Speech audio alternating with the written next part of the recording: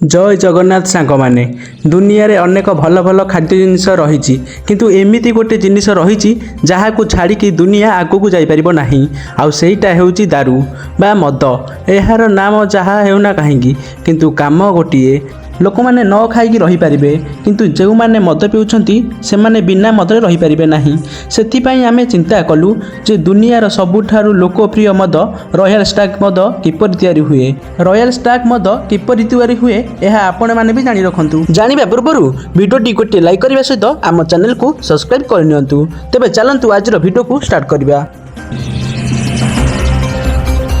एवं आज भी भारत में केवल 4टी रॉयल स्टाग मैन्युफैक्चरिंग प्लांट रही जहाँ हेउछि मुंबई, गोरगन, कोलकाता एवं दमन। यही व्हिस्की बनैबा गहम, जौ, मक्का दाना को व्यवहार करा जाय थाए।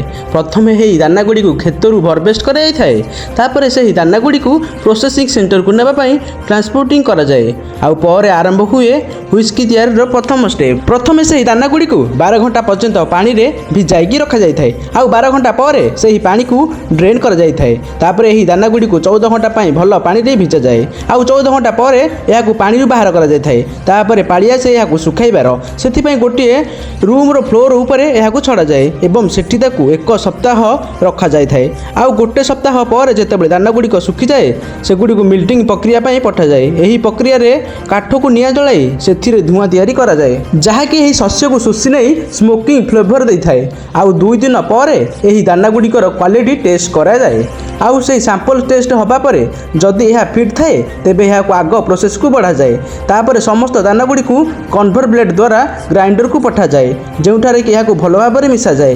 तापर से गुड़ी को मदर परिणत करिया पई फर्मेंटेशन प्रक्रिया करा जाए। एथिपई से दाना गुड़ी करे पानी को ऐड करा जाए आउ तापर सेथिरे ईस्ट पानी मध्य मिसा जाय थाए जहा फल यार सड़ीबा प्रक्रिया को वृद्धि करा जाय थाए आउ प्राय 2 दिन ही प्रोसेस हेबा परे एथिरे बहुत हेयर स्माइल थिबा अल्कोहल स्पिरिट मिली थाए।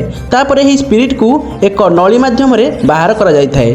बहुत लोके जानती रॉयल स्टाग एक स्कॉच व्हिस्की किंतु जो माने जानि नाहंती मु सेमानकु कहि रखुची स्कॉच व्हिस्की बनेबा पई प्राय 3 वर्ष लागि थाए। साधारणतः व्हिस्की तैयारी हेबा परे बिक्री होई थाए किंतु स्कॉच व्हिस्की एपरी 3 वर्ष पर्यंत पैकिंग करी रखा जाए। यह को बड़ बड़ काठ ड्रम रे प्राय 3 वर्ष पर्यंत स्टोर करके रखा जाए थाए आउ 3 वर्ष पर यार बोतलिंग प्रक्रिया आरंभ हुए आउ यह को पैकिंग करी सेल कर जिबा पर यह को दुकान मान को पठा जाए आउ मद पिउथिबा लोक माने यह को डेरी न करी किणी आनती। किंतु आपण माने जानिछंती कि आपण माने जे मद किणुछंती सेथिपई देशर अर्थनैतिक अवस्था उपरे भल प्रभाव पड़ता है कारण यह को ऊपर लागुथिबा टैक्स राज्य सरकार पाखक जाय थाए एवं यह साहाय्य रे देशर जीडीपी आगु बढ़ी थाए।